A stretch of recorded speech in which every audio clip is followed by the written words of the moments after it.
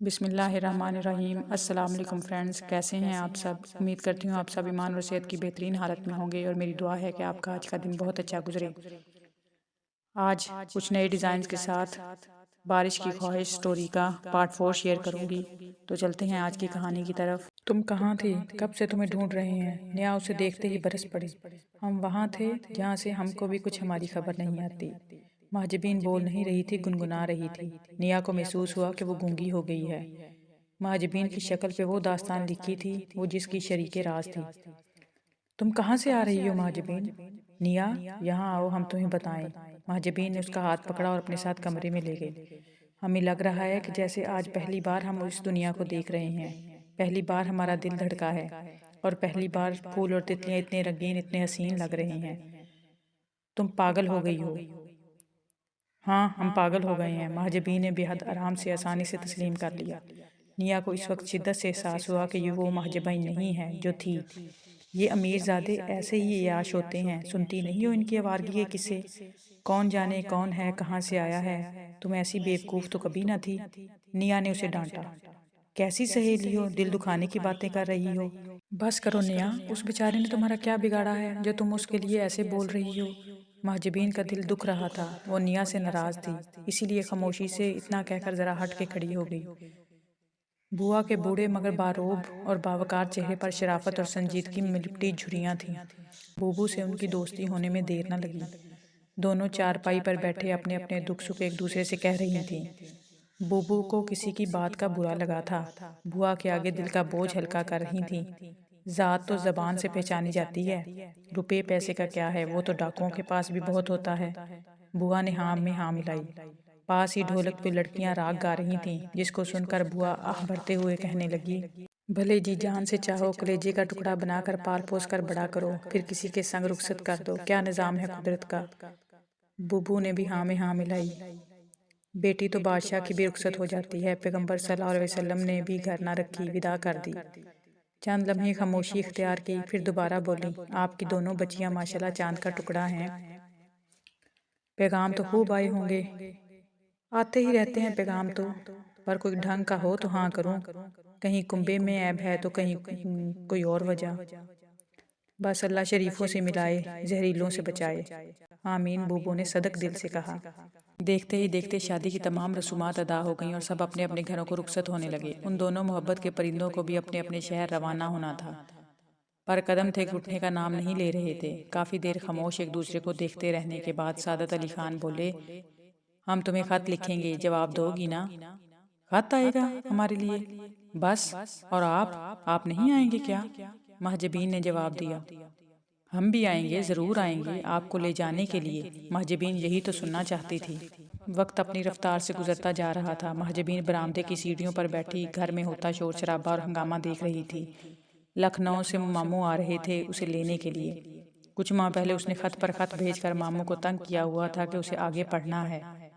मामू तो खुद उस्ताद थे और ख़ानदान को क्या कौम के हर बच्चे को पढ़ाने का अज़म लिए हुए थे, तो अपनी प्यारी भांजी की ख्वाहिश टालने का तो सवाल ही पैदा नहीं होता था।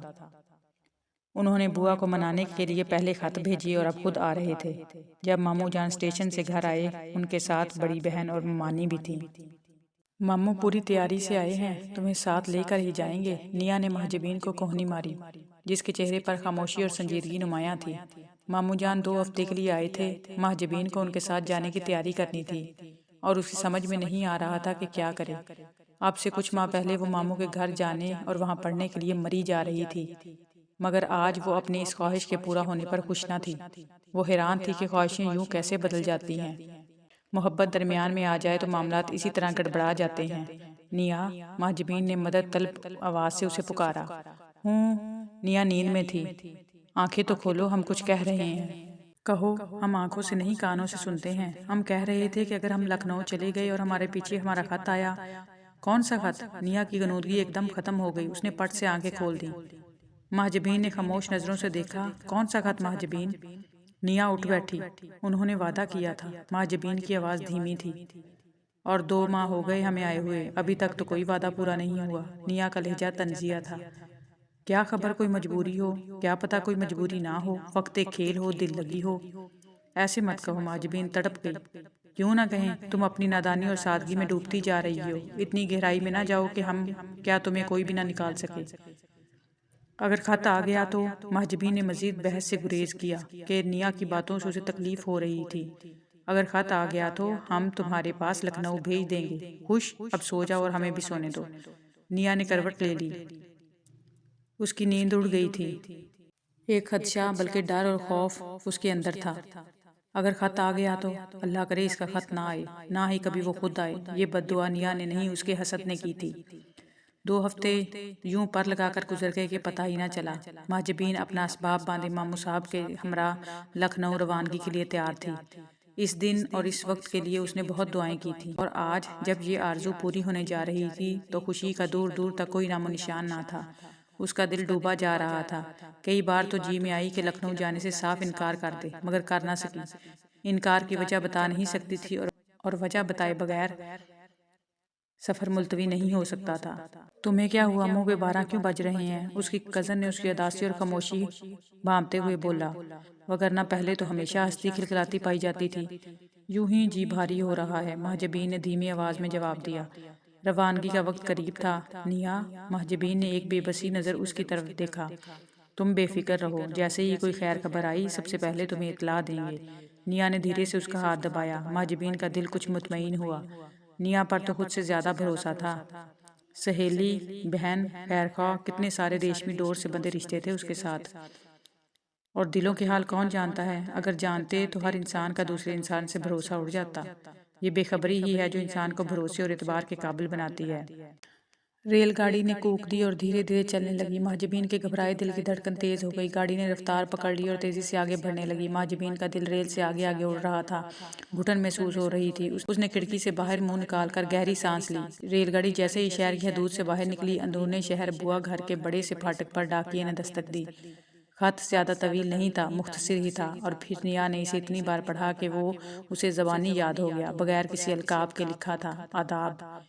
मेरी आमद के तीसरे रोज़ वालिद साहब खालके हकीकी से जा मिले। वालदा साहिबा सख्त अलील हैं। उन्हीं परेशानियों और गम में रोज़े शब गुजरे हैं। मुझे एहसास है कि मेरे ख़त का इंतज़ार होगा, और खुदा जाने क्या क्या ना सोचा होगा। इस वक्त इतने लिखने को ही गनीमत जानिए। कुछ बातें दिल की अगले ख़त में। पूरा ख़त नज़र दौड़ाते ही ख़त्म हो गया, मगर दिल में दबी हसद की चिंगारी ख़त्म नहीं हुई थी। गाहे बगाहे आने वाले मुख्तसर खतूत इस चिंगारी को हर बार भड़का देते। कागज़ पर लिखे चंद फिकरात, कुछ अल्फाज वो कई कई बार पढ़ती और एक अनदेखी आँच निया के वजूद को घेरे में ले लेती। क्या मैं इस काबिल नहीं कि ऐसी उल्फत और शिद्दत मेरे लिए भी कही जाती? निया आईने के सामने खड़ी अपना जायजा लेती और खुद से सवाल करती। आईना बताता कि वो मोहनी है, वो खूबसूरत है, मगर आईना ये नहीं समझा सकता था कि मोहब्बत भी रिज़्क़ की तरह अपने नसीब से मिलती है और अपने वक्त पर मिलती है। और वक्त आ ही गया। ज़ैनुल आबिदीन बुआ के ससुराली रिश्तेदारों की औलाद थे।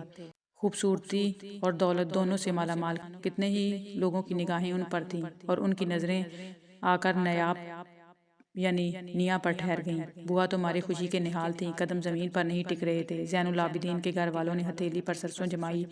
चट मंगनी पट ब्याह वाला मामला था। निया हैरान परेशान थी। दूसरे शहरों में मौजूद रिश्तेदारों को तार भेजे जा रहे थे कि शादी में शिरकत के लिए आ जाएं। निया को कुछ और ना सूझा। पहली और आखिरी बार सादत खान को एक रुक्के पर 2 सतरें लिखकर भेज दी। हमारा ब्याह हो रहा है, आइंदा खत ना लिखिएगा। निया को जितने भी खत आए, उसने इसके बारे में महजबीन को कुछ ना बताया, बल्कि इसके बरक्स ही उसने उससे कहा अगर वो सच्चा होता तो खत जरूर भेजता। एक झूठे इंसान के लिए अपने आंसू बर्बाद ना करना। निया के लिखे खत के लफ्जों की स्याही फैलती जा रही थी। महजबीन की आंखों में दरिया का पानी सिमट कर जमा हो गया। वो बुरी तरह रो रही थी, अपनी नाकदरी पर, मोहब्बत की नाकदरी पर। घर में खूब चहल पहल और रौनक थी। महजबीन शाहिदा समेत मामू साहिब का कुंबा वहां पहुंचा तो रौनक दोबाला हो गई। इतनी जल्दी हो रही थी तुम्हें रुखसती की? खूब हथेली पर सरसों जमाई। हमारे इम्तिहान सर पर थे और बुला लिया। शाहिदा ने निया को गले लगाते हुए शिकवा किया। महजबीन की आंखें धुआं धुआं थीं। अंदर ही अंदर सीना फट रहा था, मगर अपना दर्द अंदर ही दबाए उसने लबों पर हंसी सजाई थी, और निया की खुशी का मौका था।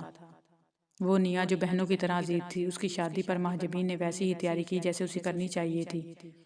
रात में शाहिदा और महजबीन निया को घेर कर बैठ गईं। तो कौन है ये मसूफ ज़ैनुल आबिदीन मोहतरम?